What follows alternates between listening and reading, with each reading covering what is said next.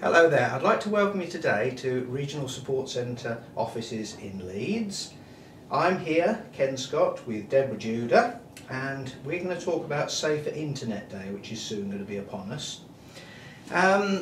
What do we need to think about as Internet Safety Day comes in? What's the main issues? Well, yes, Safer Internet Day is on February the 5th this year, and they are concentrating this year on respect, so respect online. And I think really it's a double-sided approach, which is why we call it the belt and braces approach. So you're not caught with your trousers down, Ken. It's really looking at two sides of a coin, being irresponsible and looking at how your digital values, which hopefully we can come on to discuss a bit later on. You mentioned respect on there. Could you expand on that a bit? Yes, well, I think it's looking at, I suppose, first of all, thinking about why is it important that we even think about what's happening online and why is it an issue?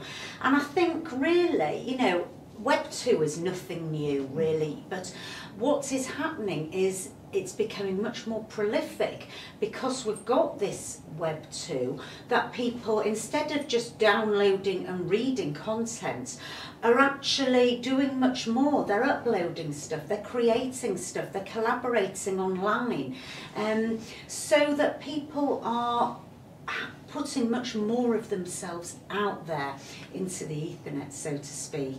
Yes, so it's interesting when they say more information on there. So what's the problem with that if somebody knows about your things? Well, it's about knowing what you're putting out there. Yeah. So, for example, you wouldn't stand on your college steps or outside Marks and Spencer's in your town centre and shout out your name, your address, and the fact that you're not at home at the moment, but you keep your keys and the plant pot by your front door.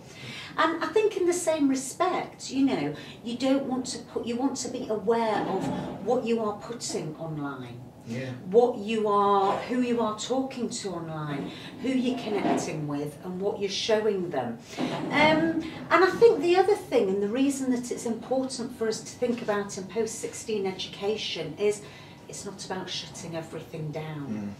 And also, even if we do shut everything down, or even if colleges do shut everything down, people are using their own devices. Yeah. So they're using their iPads, they're using their smartphones to get onto the internet while they're in college.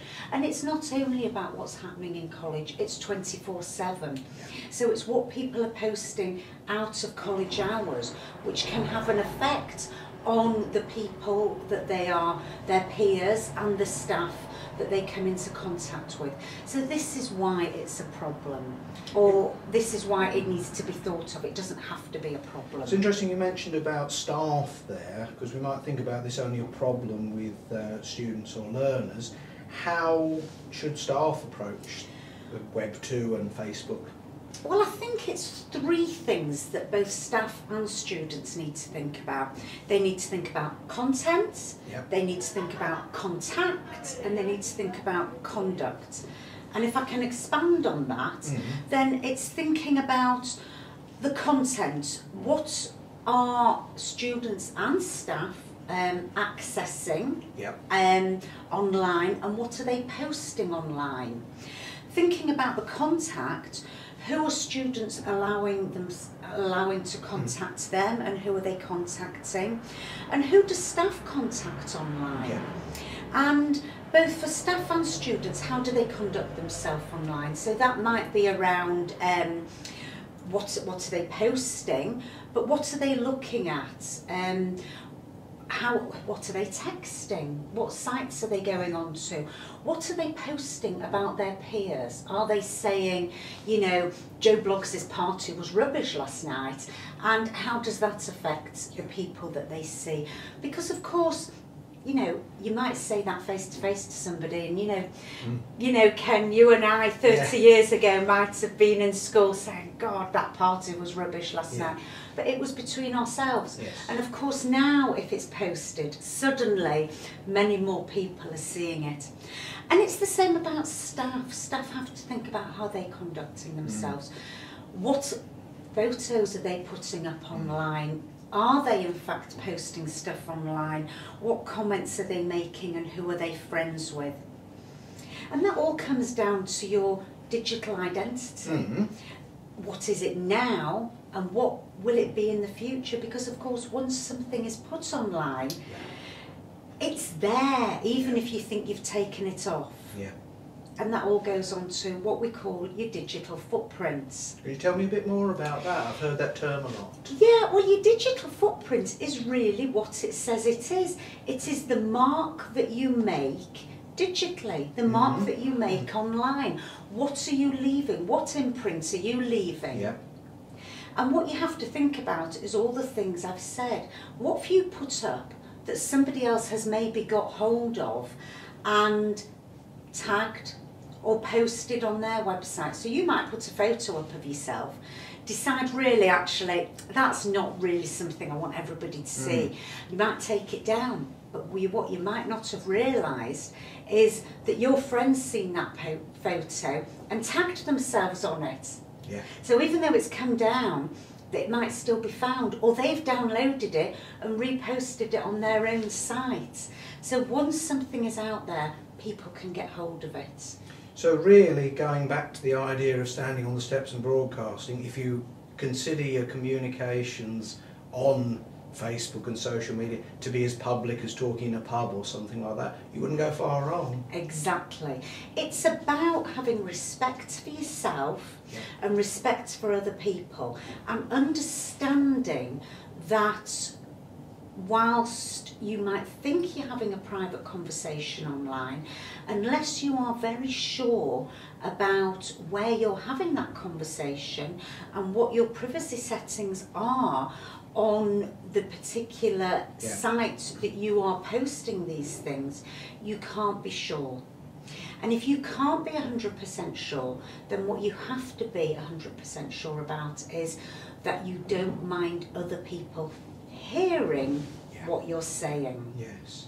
So as far as the colleges and the learning providers, what's the main takeaway message they could have from this? I think staff should make sure that they take up any training that is offered to them about digital safety, e-responsibility, digital values, and not think, well, that's not for me, I don't need to know about that. Because even if they're not using these sites personally, they need to understand the implications for what their students are doing. I think they should make sure that they engage with and understand any e-safety policy that is there in the college, and if there isn't one, perhaps be part of making one there and be part of writing one. Make sure that if there is one there, that their colleagues and perhaps the people that who are working underneath them know that it is there. And also make sure that they are in tune with perhaps what the students are talking about. So if the students come to them and say something about Facebook, at least they understand what the students are talking about. But really, for the staff, it's not, they shouldn't just think of it in a box about digital or e-safety. What they should think about it, it is part of the safety policy of the college or the learning institute, and that it is as relevant, as important as the bullying policy or the other safety policies are. So a good way perhaps of getting the learners on side is to take it into the wider context of your ordinary social interactions, anti-bullying policies, because it's really, it's no different. Yes, but I think the students need to understand how to behave in a safe and responsible manner online, and understand the implications of the fact that it could well be a wider audience. Because I think sometimes problems happen just because students don't realise the implications of perhaps what they've posted or what they've said. Yes, so just to sum up for Safer Internet Day coming up, What's the one key thing that people could do to make themselves safer? I think the one key thing is be aware of what you're doing online. Thank you very much, Deborah.